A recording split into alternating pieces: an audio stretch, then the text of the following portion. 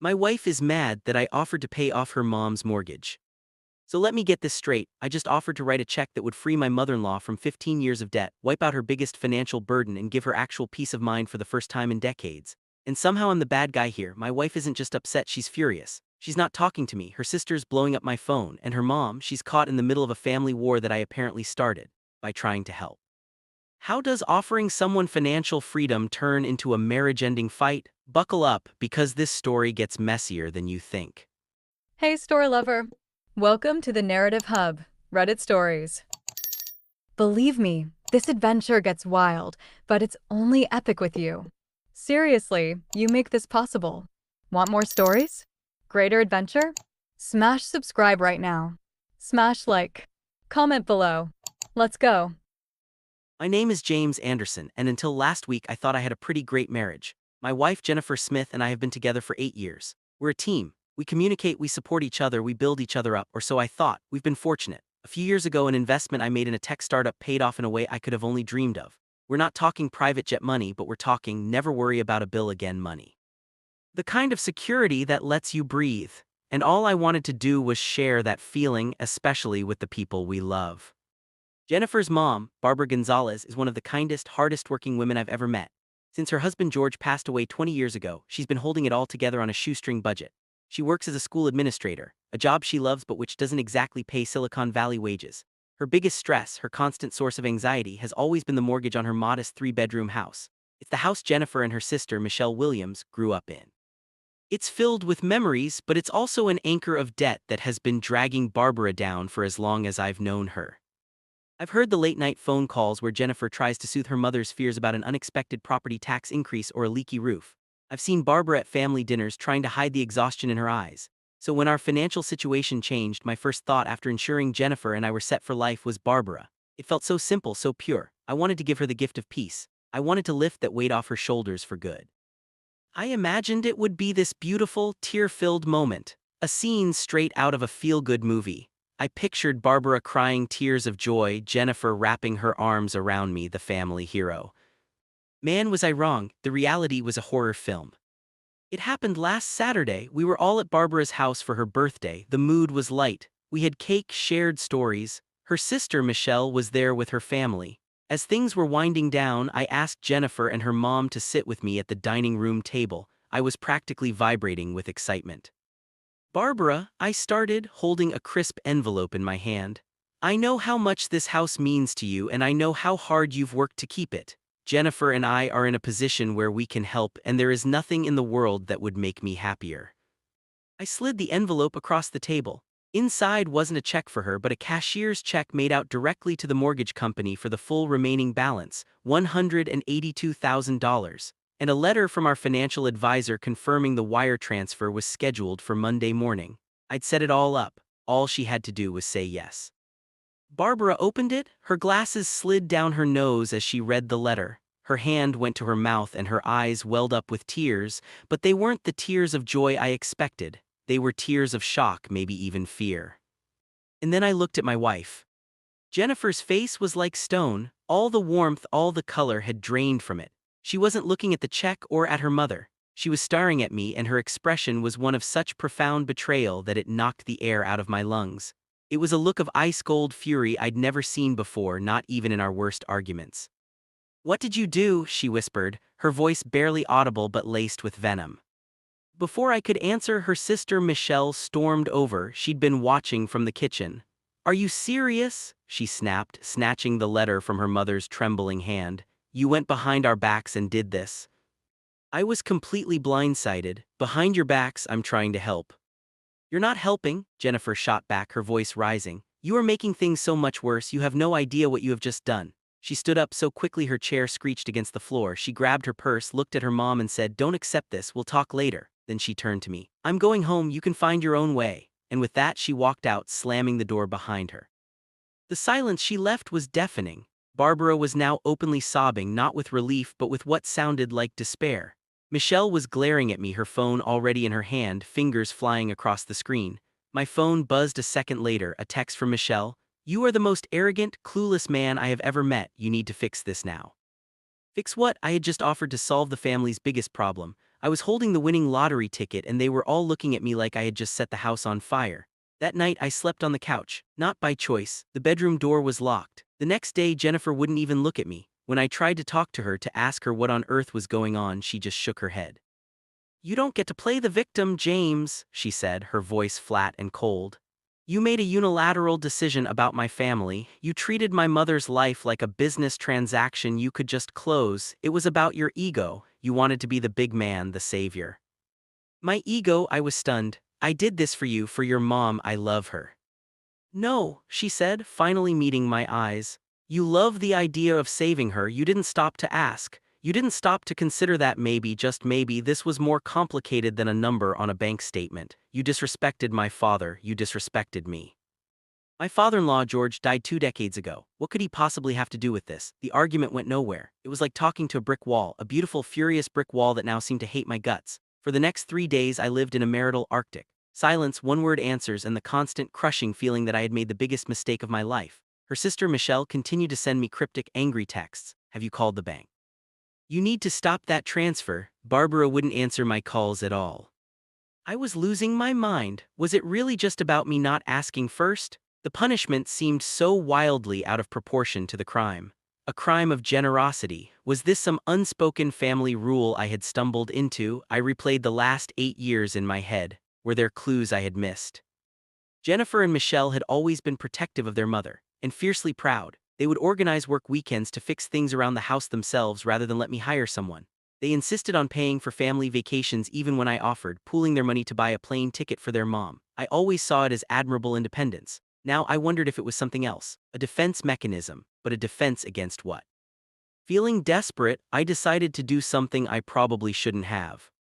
I went to see Barbara. I needed to hear it from her. I drove to her house and found her car in the driveway, but she didn't answer the door. I could see through the window that the television was on. She was ignoring me. As I stood on her porch feeling like a complete fool, my phone rang.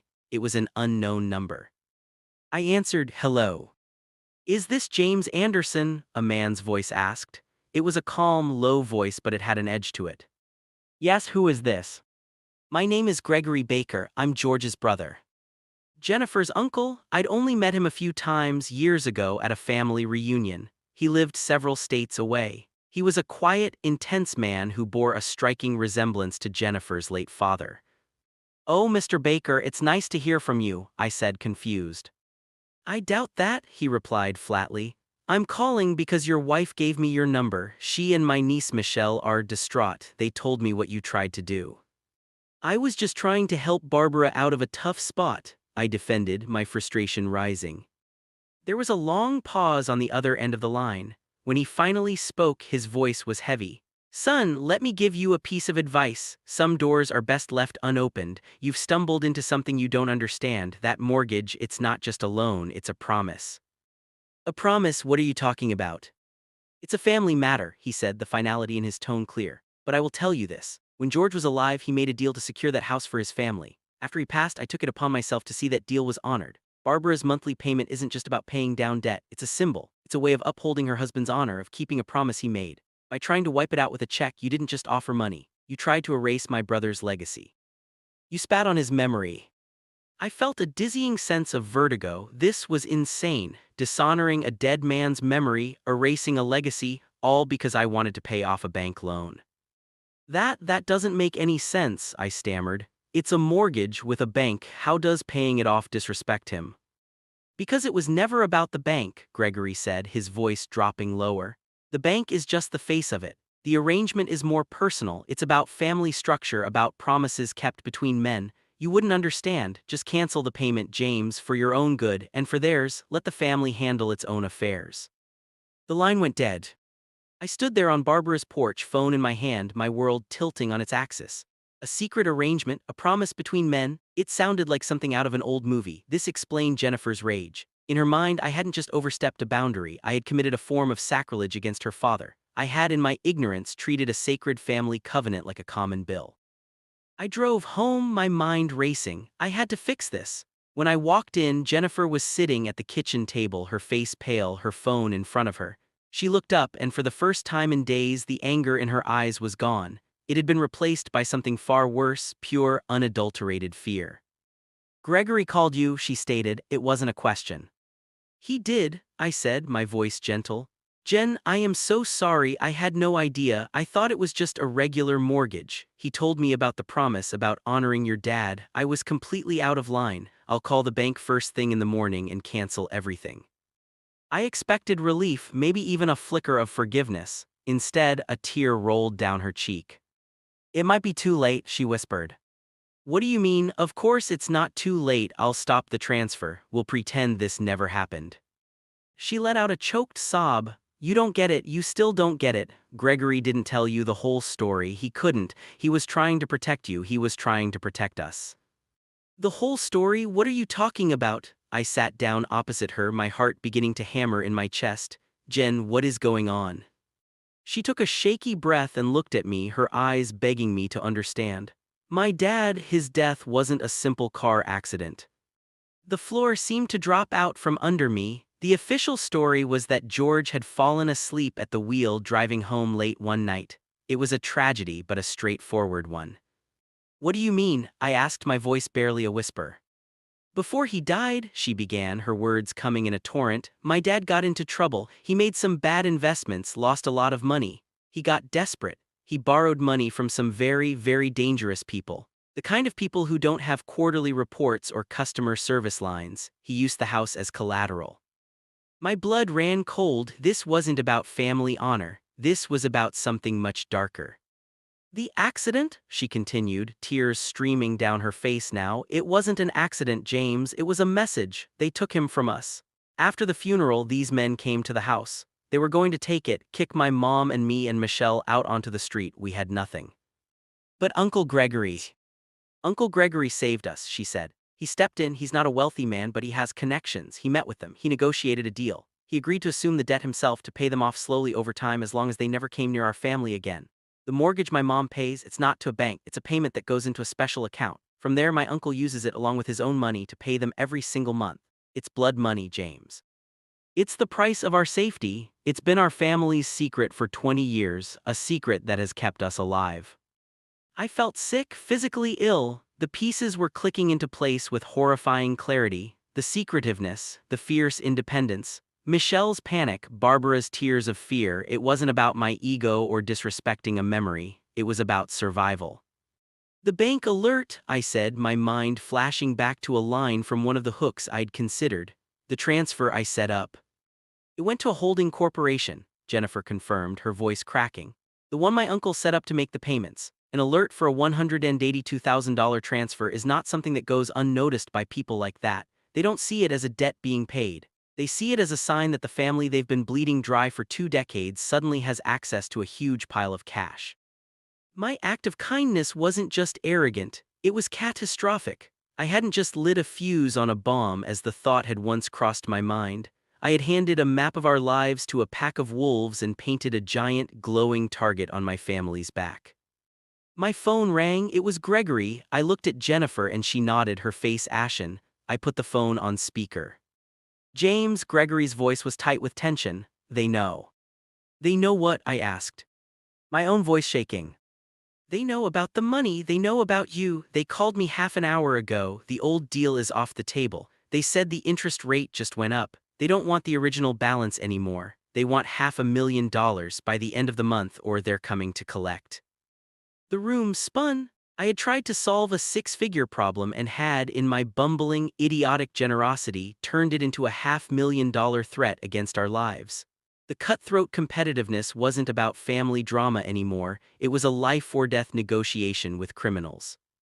Jennifer reached across the table and for the first time in a week took my hand. Her grip was tight, desperate. The fight was over. The anger, the resentment, it had all been burned away by a firestorm of pure terror. We weren't husband and wife in that moment. We were partners facing a common enemy, an enemy I had single-handedly invited to our doorstep.